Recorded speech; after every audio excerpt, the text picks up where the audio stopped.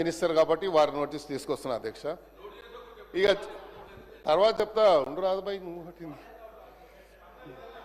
Sir. రెండోది అదే చెప్తున్నా, నోట్ అంటారు తర్వాత నోట్ అంటారు రిప్లై వస్తుంది. అబ్బాయి నువ్వు చూడలేదా సార్? ఇంకోటి, నేను రీసెంట్లీ ఒక గవర్నమెంట్ స్కూల్కి వెళ్ళాను అధ్యక్ష. వాళ్ళు ఏదో ఫంక్షన్ పెట్టుకుంటే పోతే అక్కడ ఉన్నటువంటి హెడ్ మాస్టరు ప్రిన్సిపల్ వచ్చి నాకేం రిక్వెస్ట్ చేశారంటే, సార్ మాకు గుడ్లు మిడ్ డే మీల్లో వస్తుండే ఇప్పుడు మోజులు ఇస్తున్నారు సార్ అని చెప్పిండు. చిన్న పిల్లలు వచ్చి నేను రోజు ఎన్ని గుడ్లు అయితే 20 చెప్పు నేనే పంపిస్తా అని చెప్పిన. మరి ఆ పిల్లలకు మనం ఇవ్వాలి కదా అధ్యక్ష గుడ్లు, అది ఒకసారి ఆలోచించండి. రెండోది, ఆ స్కూల్స్లలో 6 ప్లాంట్స్ పెట్టమని చెప్పి నేను నా బడ్జెట్ కూడా ఇచ్చాను. మరి ఇప్పటిదాకా బడ్జెట్ నా ఏదైతే రెగ్యులర్గా వచ్చే బడ్జెట్లో ఇచ్చాను, కానీ ఒక 6 ఒకటేమో ఎన్బిటి నగర్లో రౌండ్ టేబుల్ స్కూల్ ఉంది సార్, చాలా పెద్దది, సుమారు 2000 మంది విద్యార్థులు చదువుతారు. జూబ్లీహిల్స్లో అలాగే ఉంది, ఆడ కూడా 6 ప్లాంట్ అడిగాను, అవ్వలేదు. ఇంకోటి, ఇది చాలా ప్రధానమైనటువంటి సమస్య కాబట్టి ఇమీడియట్గా యాక్షన్ తీసుకోవాలి. నోట్ అనేది అది రెగ్యులర్ ప్రాక్టీస్ అధ్యక్ష. నోట్ అంటే మాకు తెలుసు, నేను కూడా మంత్రిగా పనిచేశాను. నోట్ చేసుకుంటామంటాం, బయటికి పోయిన తర్వాత అది డస్ట్బిన్లో వేస్తాం ఆ పేపర్ తీసుకుపోయి. ఇది రెగ్యులర్ ప్రాక్టీస్ కాబట్టి నేను చేశాను కాబట్టి చెప్తున్నా అధ్యక్ష.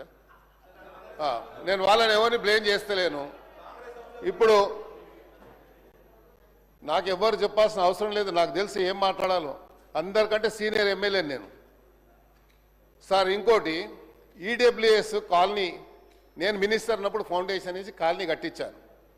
ఆ ఈడబ్ల్యూఎస్ కాలనీలో ఒక వ్యక్తి వెంకటరెడ్డి అని 5-6 ఇండ్లు వాళ్ళకు కొంచెం డబ్బులు అప్పు కింద ఇచ్చి అన్ని ఇండ్లు లాక్కొని 6 ఫ్లోర్లు వేశారు. నేను complaint zonal commissioner complaint with pictures court ఆర్డర్తో సహా పంపించాను. ఈరోజు వచ్చే ముందు ఎంఆర్ఓ గారికి, తహసీల్దార్ గారికి, అదేవిధంగా డీసీ గారికి పంపించాను. యాక్షన్ తీసుకుంటలేరు.